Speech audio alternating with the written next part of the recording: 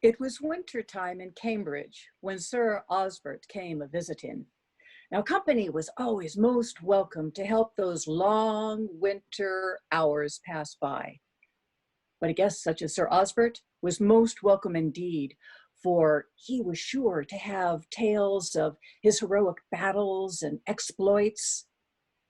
Indeed, it is said that Sir Osbert possessed more knightly valor than most, and virtue. Now, when supper in the great hall was finished, everyone drew close up to that warm, roaring fire, and warmed by the fire, by good food, good company, good ale, the stories begin. There were stories of great deeds of time past. There were stories of courage in battle and courtesy in love. And there were stories, ghostly stories. The old lord of the castle began first. There is a legend of old that is told. They say it has to be on a night like tonight, when the moon is full. And then, if a knight has courage enough to ride into the Gog-Magog hills, to the ruins of the ancient fort, he can meet the dark night. Now, the Gog-Magog hills were eerie places, and the ancient fort filled even the bravest with superstitious dread. The old lord continued, "There's not much left of the fort, just broken walls, but you can tell easily where the entrance once was. Now, you must go in by yourself. If anyone else comes in, he will not show himself.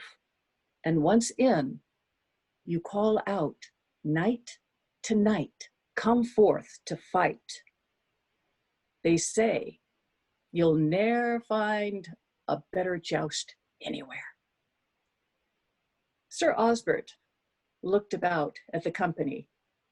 "Who here has seen this knight?" No one spoke, but the old lord, "Nay, Osbert, valor for honor, that is what a knight lives for. But there are some things that you do not meddle with." But such a challenge was not to be ignored by Sir Osbert. He called out to his squire, "Bring me my armor and have my horse saddled immediately. Prepare to accompany me to the Gog-Magogs, and I shall lay this legend to rest." Ah, there is a great stirring about as the young squire armed his knight, and then out into the moonlit night they rode. Their horses' hooves struck sparks on the cobbles as they rode away into that frosty night. The jingling of their horses' trappings faded gently into the distance as they rode towards the Gog-Magog hills.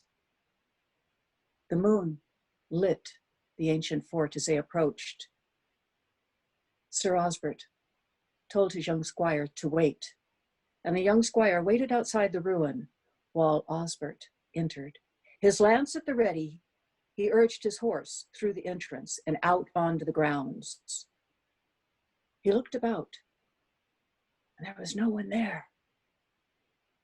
So he raised his head high and he called out, "Knight to knight, come forth to fight." His voice was still echoing through that enclosure when there suddenly appeared before him another knight. He was clad head to toe in black armor, seated on a horse black as the night. The dark knight wheeled his horse about, lowered his lance, raised his shield, and charged. Now, that ghostly knight missed his mark, but Sir Osbert's mark was true. His lance unseated that ghostly knight, and the next thing he knew, he was on the ground. Osbert urged his horse forward to grab the reins of that riderless horse, for by all rules of chivalry, the winner of such a contest was entitled to the horse and the armor of his opponent. But the dark knight leapt to his feet, leveled his lance over his shoulder, and hurled it towards Osbert, and this time his aim was true. The point of his lance caught Osbert in the fleshy part of his thigh, but Osbert barely felt the pain as he reached out and grabbed the reins of that riderless horse. And then he looked about for the rider, who was nowhere to be seen. The dark night had vanished into thin air, gone as quickly as he had come.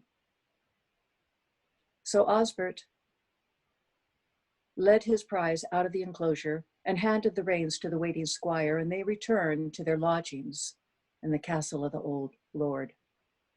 Everyone was astir with excitement, amazement, as they heard this tale, and that it was true. There could be no denying, for the squire was holding this magnificent horse. None had ever seen anything like this horse. Fiery eyes, black silky mane and tail.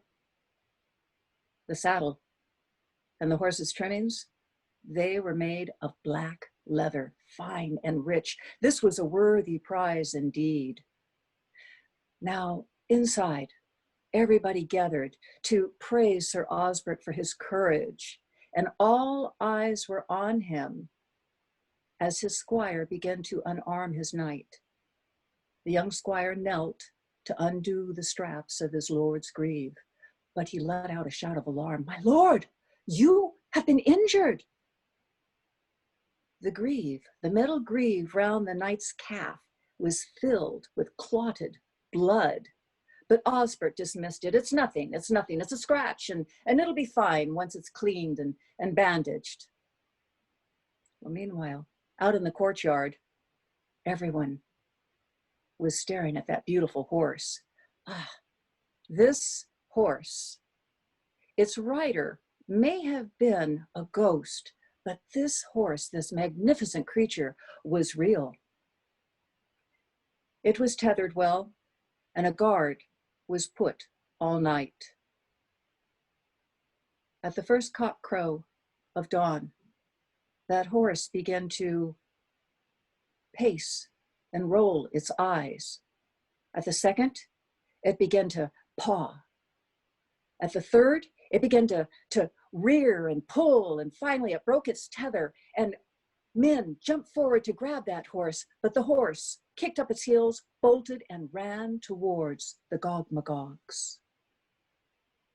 In vain did Sir Osbert and his men search for that horse. In fact, the entire village searched, scoured the countryside. But that horse, with the fiery eyes and the jet black mane and tail, was never seen again, nor was its rider. In time, Sir Osbert's wound did heal, but he was left with a reminder of his ghostly encounter. For you see, every year, on the eve of his fight with the Dark Knight, that wound would burst open, and blood would once again flow down to clot inside his greave. And for anyone about, Sir Osbert would gladly recount his adventure one frosty, moonlit night in England in the Gog-Magog hills.